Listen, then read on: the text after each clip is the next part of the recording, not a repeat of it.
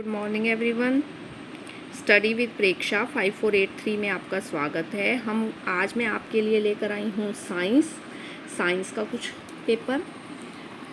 ये आएगा आपके पास 35 नंबर का। देखिए, इनमें से कौन सा समय का मात्रक नहीं है। सोलर वर्ष है, लीप वर्ष है, समय को मापते हैं हम, उष्णकटिबंधीय वर्ष है, प्रकाश वर्ष जो है वो दूरी का मात्रक है। ये मीटर में होती है इसकी वैल्यू। इससे हम दूरी को मापते हैं, ग्रहों के बीच की दूरी, सूर्य और चंद्रमा के बीच की दूरी, सूर्य और पृथ्वी के बीच की दूरी। बहुत बड़ी इकाई मापने के लिए ये काम आता है। 9.46 गुना 10 की शक्ति 15 मीटर। एक प्रकाश वर्ष की वैल्यू है 9.46 गुना 10 की शक्ति 15 मीटर। लंबी कूद से पहले खिलाड़ी कुछ दूर भाग कर आता है। क्यों आता है? दौड़कर आने से खिलाड़ी अपने आप को अधिक गति, जड़त्व प्रदान करता है ताकि वह अधिक दूर लंबी कूद मार सके, गति जड़त्व के कारण। ध्वनि तरंगे किस प्रकार की तरंगे हैं? ध्वनि तरंगे जो हैं प्रत्यास्थ तरंगे हैं। प्रत्यास्थ तरंगे होती हैं ध्वनि तरंगे। पानी के घनत्व का मान है। पानी के घनत्व का मान इनमें से कोई भी नहीं दिया हुआ। 10 की शक्ति 3 1000 किलोग्राम प्रति घन मीटर है। 1000 किलोग्राम प्रति घन, ये हो सकता है लेकिन यहाँ पे किलोग्राम होना चाहिए था, प्रति घन मीटर। ठीक है। एक अंतरिक्ष यात्री को अंतरिक्ष में अपना भार लगता है, शून्य लगता है। अंतरिक्ष यात्री को अपना भार जो है हमेशा शून्य लगता है। जब एक छड़ को विद्यालय की घंटी पर मारा जाता है तो हमें ध्वनि सुनाई देती है, क्योंकि ध्वनि से वायु के कणों में कंपन के कारण अनुदैर्घ्य तरंगे पैदा होती हैं जो हमारे कानों तक पहुंचती हैं। अनुदैर्घ्य तरंगे, ठीक है, इसलिए वो हमें सुनाई देती हैं। चंद्रमा की विभिन्न कलाओं के घटित होने का कारण पृथ्वी की परछाई चंद्रमा के कुछ हिस्से पर पड़ती है। जितने हिस्से पर पड़ती है वो हमें दिखाई देता है।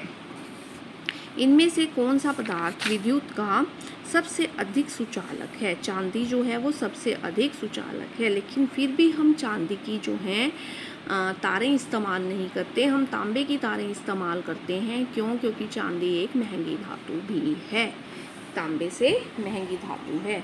सुचालक तो है ही है लेकिन एक महंगी धातु भी है, इसीलिए हम जो है वो चांदी की तारें इस्तेमाल नहीं करती, तांबे की तारें इस्तेमाल करते हैं। मेज को एक तरफ झुकाने पर उस पर पड़ी गेंद घूमती हुई नीचे लुढ़कती है। किस बल के कारण? घर्षण बल के कारण जो है गेंद जो है वो घूमती हुई नीचे लुढ़कती है। दबाव पानी के क्वथनांक और हिमांक बिंदु पर प्रभाव डालता है। ठीक है, क्वथनांक जिस पे कोई चीज़ उबलती है, हिमांक जिस पे कोई चीज़ जमती है।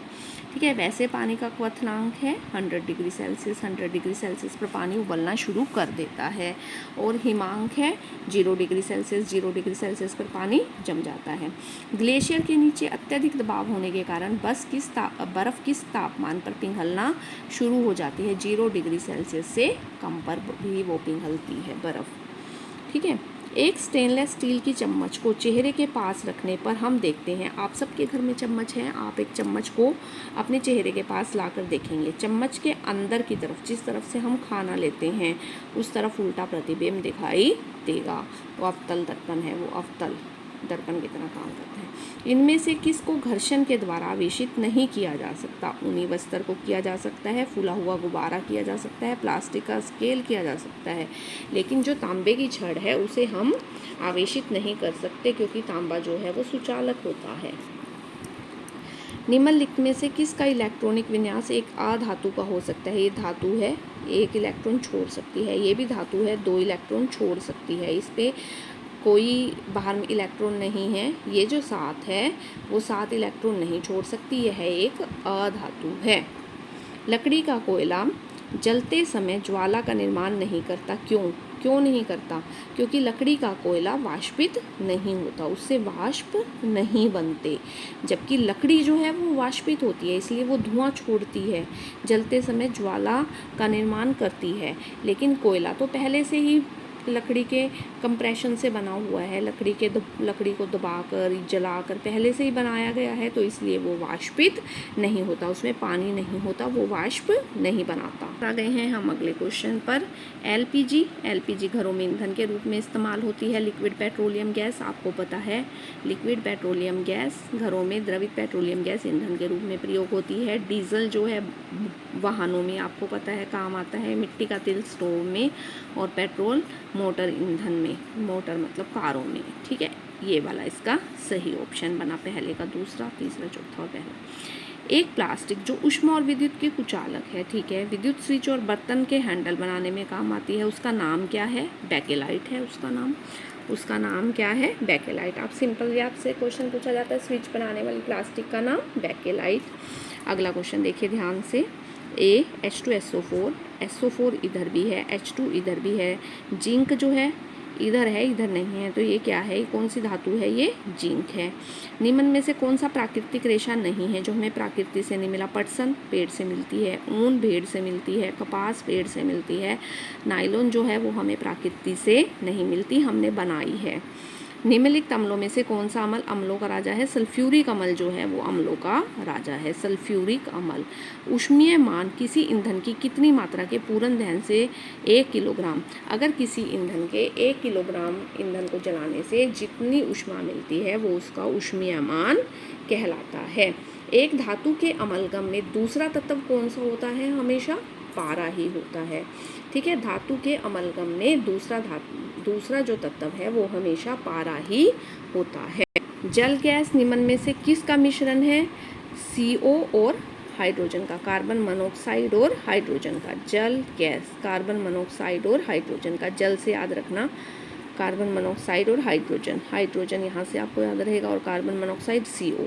वह न्यूनतम ताप जिस पर कोई पदार्थ जलता है ज्वलन ताप कहलाता है। न्यूनतम ताप ज्वलन ताप, जैसे कागज का बहुत कम है, ठीक है ना, किसी चीज़ का बहुत ज़्यादा है, किसी चीज़ का बहुत कम है।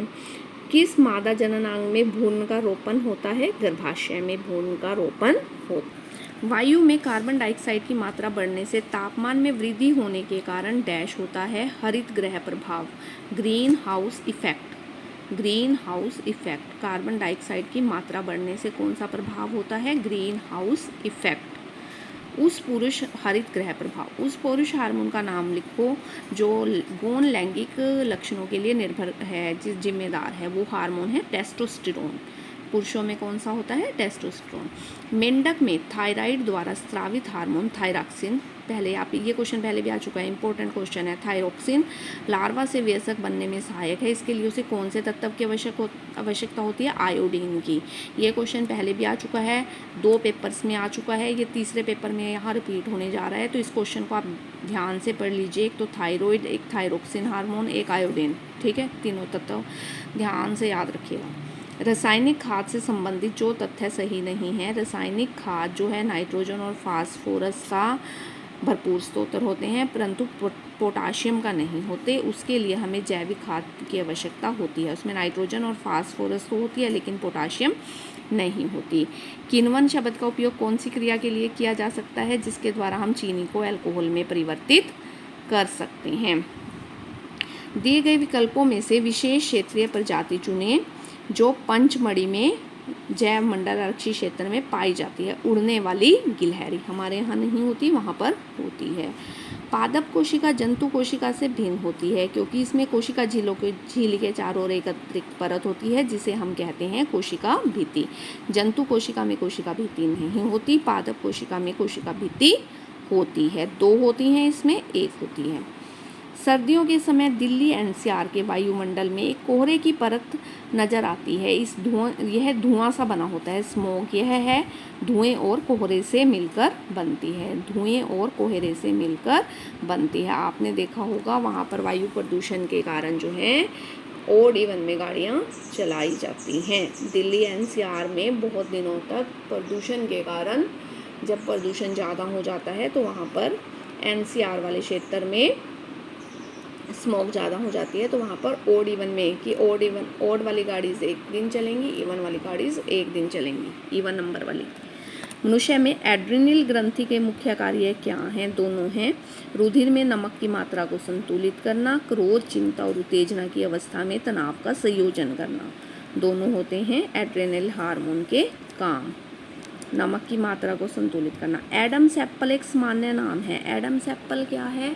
लड़कों में ना जो गला है वहाँ पे आपको उभरी हुई एक संरचना दिखाई देती है गले के सामने, उसे हम कहते हैं एडम्स एप्पल। लड़कों में बढ़ते हुए स्वर यंत्र में जो गले के सामने एक सुस्पष्ट उभरे हुए भाग के रूप में दिखाई देता है, लड़कियों में नहीं होता। फीमेल्स में आपको गले में वो दिखाई नहीं देगा, लेकिन मेल्स में आपको दिखाई देगा, उसे हम एडम्स एप्पल कहते हैं। उच्च आवर्धन क्षमता वाले सूक्ष्मदर्शी से देखने पर केंद्रक में एक छोटी और गहरे रंग की रचना दिखाई देती है जो है केंद्रिका। क्या है वो? केंद्रक के अंदर केंद्रिका होती है, केंद्रक के भी अंदर होती है केंद्रिका। जो छोटा सूक्ष्मदर्शी है उससे हमें केंद्रक दिखाई देता है, लेकिन अगर हम इसे पूछा जाए कि केंद्र के अंदर भी क्या होता है तो केंद्रिका होती है। उसने कहा है गहरे रंग की संरचना होती है जिसे हम केंद्रिका कहते हैं। अगर आपको वीडियो पसंद आई तो आप चैनल को प्लीज़ लाइक, शेयर और सब्सक्राइब ज़रूर करें। Thank you for watching.